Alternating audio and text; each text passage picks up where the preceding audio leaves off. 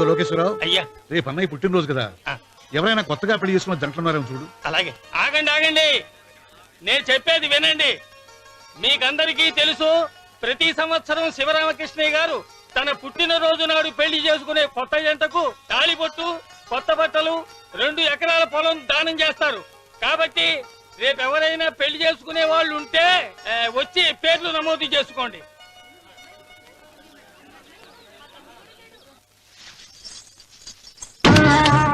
పర్వాలేదులే, భగవంతుడు చల్లగా చూసుంటే శోభనం గదిలో నీ కొంగుముడి విప్పాల్సిన వాణ్ణి. డబ్బుందని రామన్నని పెళ్లి చేసుకున్నావు కదా. భిక్షపతి, నేను నీ వదిన్ని. కళ్ళు పోతాయా? పోనీ, నిన్ను అనుభవించాక కళ్ళేమిటి? ప్రాణం పోయినా పర్వాలేదు.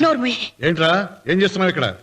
ఏం లేదు నాన్న, పాలేమన్నా ఉంటే ఒక బిందుడివ్వు, నేను కూడా శివలింగం మీద పోస్తాను అంటే నోర్మి అంటుంది. మూసా పోస్తాను వదినా. ఏమా, వాడేమన్నా వాగాడా?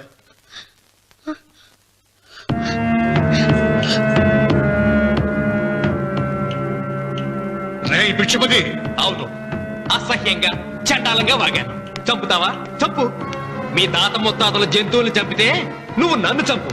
చంపి నా తల కూడా గుమ్మానికి వేలాడగట్టు.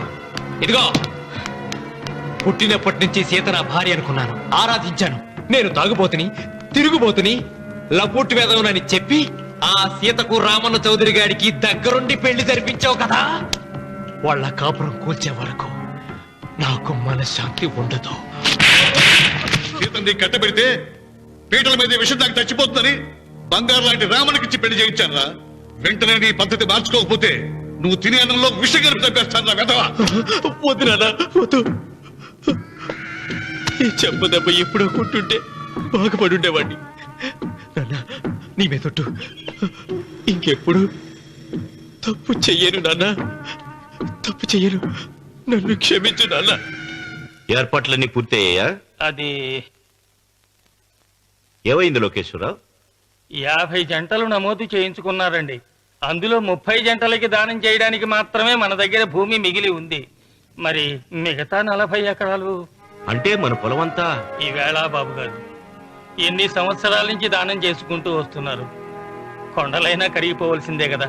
మరి ఇన్నాళ్ళు నాకెందుకు చెప్పలేదు? మీరు పుణ్యకార్యం చేస్తున్నారు, మిమ్మల్ని ఇబ్బంది పెట్టడం ఎందుకని.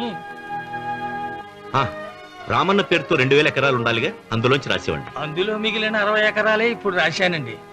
ఆయన పేరు మీద గజం భూమి కూడా మిగలలేదు. రేపు శుభకార్యం ఆకూడదయ్యా. నూతన దంపతులు నా ఇంటి దగ్గర నుంచి నిరాశగా తిరిగి వెళ్ళకూడదు. నాతోరా జగన్నాథం. అన్నయ్య, నువ్వు ఈ సాయం చేస్తే నా పరువు కాపాడిన వాడివవుతావు. 40 ఎకరాలే కాదు, నా యావదాస్తి మొత్తం నాకు ఇస్తాను, నా ప్రాణాలను ఇస్తాను. లోకేశ్వరరావు, అయ్యా, కాగితాలు.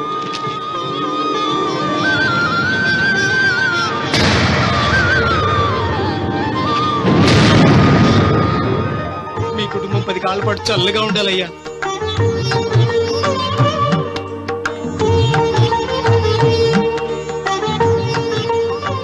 నీ పొలం వాయన దానం చేస్తాడు, పేరు తెచ్చుకుంటాడు. ఇంకా నీకే మిగులుతాది, గబ్బు లేచిపోతావు. తొందర పడకు, చూస్తావుగా. ఒరే రావుడు, ఈ భోజనాల కార్యక్రమం చూస్తుంటే నాకు తిరుపతి దేవస్థానం గుర్తుకొస్తోందిరా. నువ్వైనా చెప్పచ్చు కదా మీ నాన్నకి, ఈ దానాలకు అంతే లేదా? ఎదుటివాడికి ఇంత పెట్టడంలో ఆయన ఆత్మసంతృప్తి పొందుతున్నారు. ఆ పుణ్యమే ఆయన నిండు నూరేడు బతికిస్తుంది. నువ్వు అన్నం వడ్డించింది ఇదంతా నీ పుణ్యమేరా. అంత మాటలు కదయ్య. హర హర మహదేవ్ శంభో శంకర. ఓం నమః. పెదనాన్న, ఏం బాబు? పెదనాన్న, నాన్న. ఏమిట్రా? నాన్న నోరు. ఏమిటో చెప్పరా? మా నాన్న నోరు తెరిచి నిన్ను అడగలేక నాకు దస్తావేజీలు ఇచ్చి పంపించాడు. దేనికి? మీరు మా దగ్గర తీసుకున్న పొలానికి గాను రుణపత్రం రాయించుకు రమ్మన్నాడు.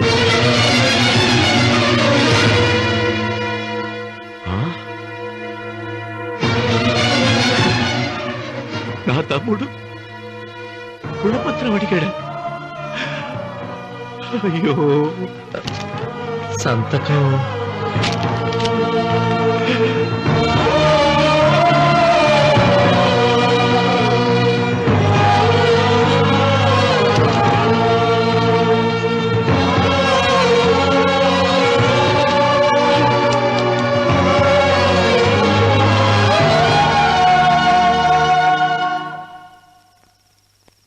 ఏంట్రా తినవేంటి? ఓహో, అన్నంలో విషం కలిపి చంపుతున్నానని భయపడి చస్తున్నావా? లేదురే, తిను. ఏంట్రా నాకేమైంది? నువ్వు అన్నంలో విషం కలిపి నన్ను చంపుతానన్నావు కదా, ఆ పాపం నీకెందుకు అంటగట్టాలి అని నేనే నా అన్నంలో విషం కలుపుకున్నాను నాన్న. పొరపాటుగా పళ్ళాలు మారాయి. నాన్న ఎలాగో చచ్చిపోతున్నావు కదా, నీకు రహస్యం చెప్పనా? ఇంతకు ముందే మీ అన్నయ్య చేత దొంగ దస్తావేజీల మీద సంతకం పెట్టించుకున్నా. వాళ్ళని వీధిలోకి తీసుకొస్తా.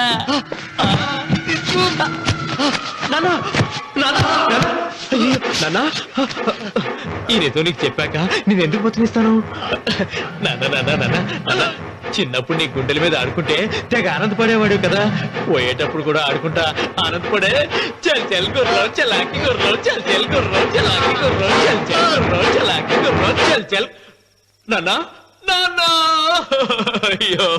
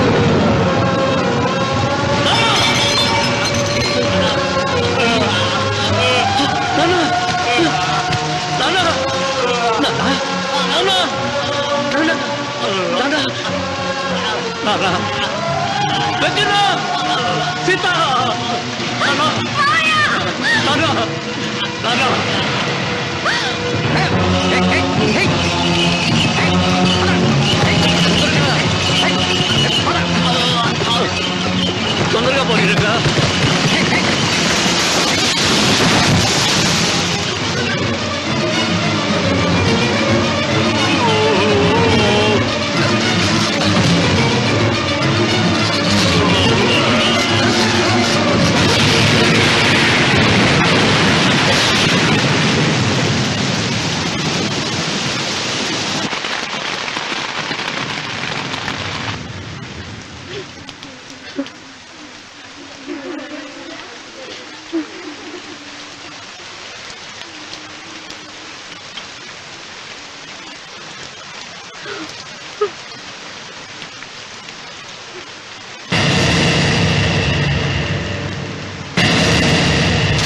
అందరికీ నమస్కారం.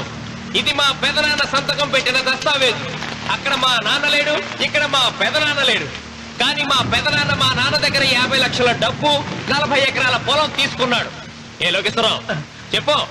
అవునండి, నేను సాక్షి సంతకం చేశాను. ఈ అప్పు ఎలా తీరుతుందో ఆ ధర్మాత్ముడి శవం అక్కడి నుంచి తీసేలోపు చెప్తే బాగుంటుంది.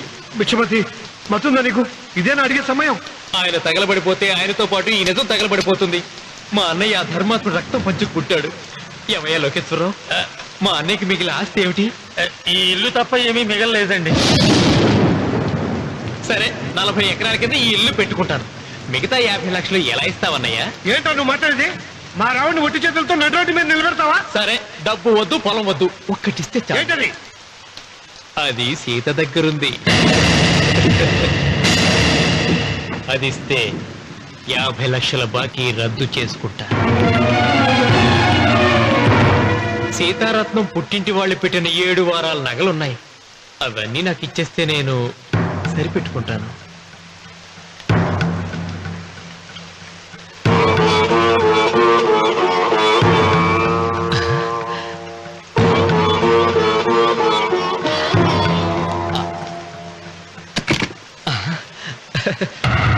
అదేమిటి, నీ మెళ్ళ ఉన్న మంగళసూత్రం బంగారం కదా, అది కూడా తీసిపెట్టు. అన్నయ్య తీసేమని చెప్పు. రేయ్, నువ్వు కట్టాల్సిన మా రావుడు కట్టాలని ఖచ్చితంగా కదా ఈ పని చేస్తున్నావు. తప్పు మాట్లాడుతున్నావు శాస్త్రి. నాకు ఆ తాళి అక్కర్లేదు, ఆ 50 లక్షలు కట్టమను. మీకందరికీ చేతులెత్తి మొక్కుతున్నారు. ఒక ఐదు ఇళ్ళ ఐదోతనాన్ని కాపాడండి. మీకోసం తన సర్వస్వాన్ని మీకు దానం చేసి కొడుకును ఒట్టి చేతులతో నిలబెట్టారు మా శివరామకృష్ణ గారు. మీరందరూ ఇంటి మూలంగా లాభం పొందిన వారే. ఆ ఇల్లాను మంగళసూత్రం తీయకుండా కాపాడండి. దయచేసి మీకు కొంచెం సహాయం చేయండి. భక్తులు, నీకేమైనా సిగ్గుండదా? కడుపుకు అన్నం తింటాడావా, గడ్డి తింటాడావా? దానం ఇచ్చినట్టుని తిరిగి పీక్కుంటావా? నీ అమ్మాల కలుగాల పెట్ట. ఊరికే ఇచ్చాడా? పుణ్యం కోసం ఇచ్చాడు. సత్యాక తిరిగి ఇవ్వమంటే ఎలాగండి? ఎవడు దానం చేయమన్నాడండి? ఒళ్ళు కొవ్వెక్కి దానం చేశాడు. అన్నం పెట్టి తిన్నది కక్కమంటే ఎలాగండి? సొమ్ము తమ్ముడిది సోకేవా అన్నగారు అనుభవించారన్నమాట. ఏమిగా నిలబడి చూస్తాడారు సిగ్గు లేకుండా? ఈయనే ఉంటే మన గుండె అని విక్కుంటారు. మనం వచ్చే పట్టుకొని అడుగు తినాలి. ఏం చూస్తాడే?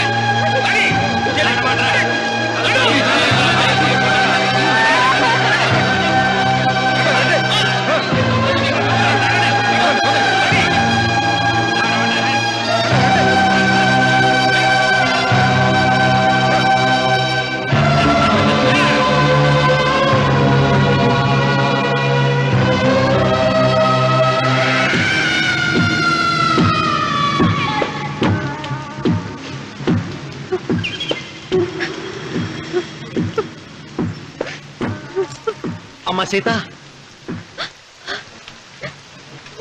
భిక్షపతి, మా వియ్యంకుడు బాకీ ఉన్న 50 లక్షల డబ్బు, 40 ఎకరాల పొలం నీకు నేనిస్తాను, సరేనా? సరే.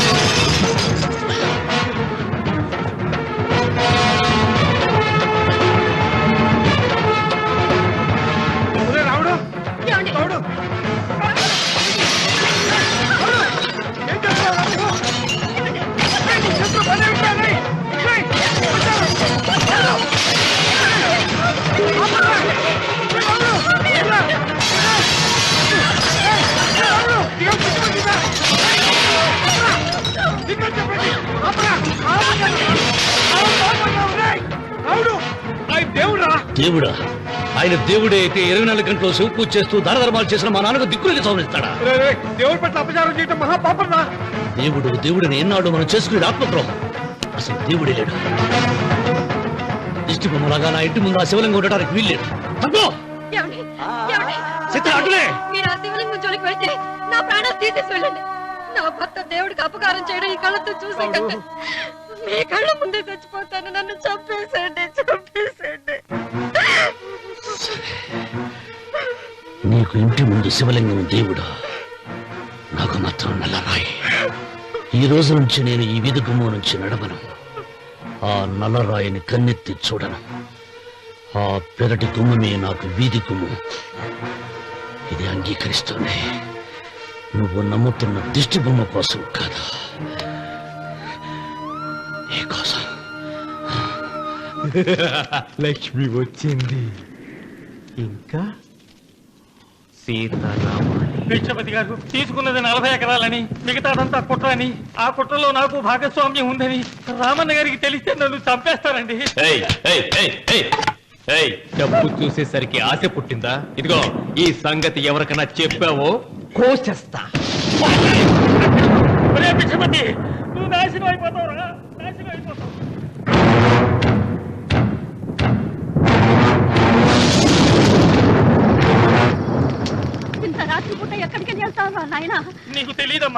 తెల్లారేలోగా ఊరు వదిలి పారిపోకపోతే ఆ భిక్షపతి మనల్ని చంపేస్తాడమ్మా. తొందరగా పద, తొందరగా పద. ఊరుదిలి పారిపోతున్నావా లోకేశ్వరరావు? అది నాకంతా తెలుసు. అయ్యా అయ్యా అయ్యా, మీకు ద్రోహం చేశాను, నన్ను క్షమించండి అయ్యా. నేను క్షమిస్తా, మరి భిక్షపతి వదలద్దు. నీకు ఉపాయం చెబుతా. అన్వర్, నీ ప్రాణాలకు భిక్షపతి మూలంగా ప్రమాదం ఉందని నీ చేతులతో నువ్వే రాసు. నేను కాపాడతాను. దాన్ని జాగ్రత్తగా మడిచి నీ జేబులో పెట్టుకో. అర్థం కాలేదా? నీ ప్రాణాలను నా చేతుల్లో పెట్టావుగా. మీ అమ్మను జాగ్రత్తగా ఇంటికి తీసుకుని వెళ్ళు. వెళ్ళు. వస్తాం బాబు. పదమ్మా, పద.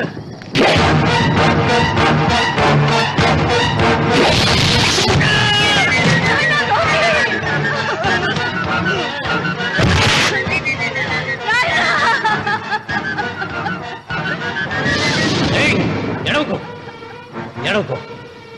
కన్నీళ్లు పెట్టేంత గొప్ప చరిత్ర కలిగిన వాడు కాదే నీ కొడుకు. అన్నం పెట్టిన మా నాన్న చావు కారణమైన వాడు. నీ కొడుకుని భిక్షపతి చంపాడని పోలీసులకు చెప్పాలి. అప్పుడే బ్రతికినంత కాలం నీకు నీ మనవరాలకి ప్రాణభిక్ష పెడతాను. లేకపోతే అలాగే బాబు. అన్వర్, అయ్యా, వీడి శవాన్ని తీసుకెళ్లి భిక్షపతి ఇంటి ముందు పడే. రావుడు, నువ్వు శ్రీరామచంద్రుడు లాంటి వాడిరా, ఇలాంటి హత్యలు చే. మా నాన్న పెట్టిన పేరు రామన్న, కానీ ఈ రోజు నుంచి నా పేరు రావణ. ఆయన మూలంగా దానాలు పొంది, భూదానాలు పొంది, అన్నదానాలు పొంది ఆయన కన్ను మూసిన రోజు కన్నీటి విట్కూరు చెప్పలేకపోయిన ప్రతి వాడి బ్రతుకు కన్నీటి పాలు చేస్తా. అవసరం సృష్టికి తల్లి, అనుభవం తెలివికి తండ్రి. ఇదే నా తండ్రి చావు నాకు నేర్పిన గుణపాఠం. వెంకన్న, ఆయన దానం చేసిన వేలాది ఎకరాలు తిరిగి తెస్తాను. సూదిమును మోపినంత నేల కూడా వదలను. అప్పటి వరకు మా నాన్న మొరతాడే నా మెడతాడు. ఏమిటిది? నన్ను ఎందుకు అరెస్ట్ చేస్తున్నారు? లోకేశ్వరం చంపినందుకు అరెస్ట్ చేస్తున్నాం. నేను అతను తప్పుడు పెట్టి అతని స్వహస్తాలతో రాసిన ఉత్తరం. దీనికి అతని తల్లే సాక్ష్యం.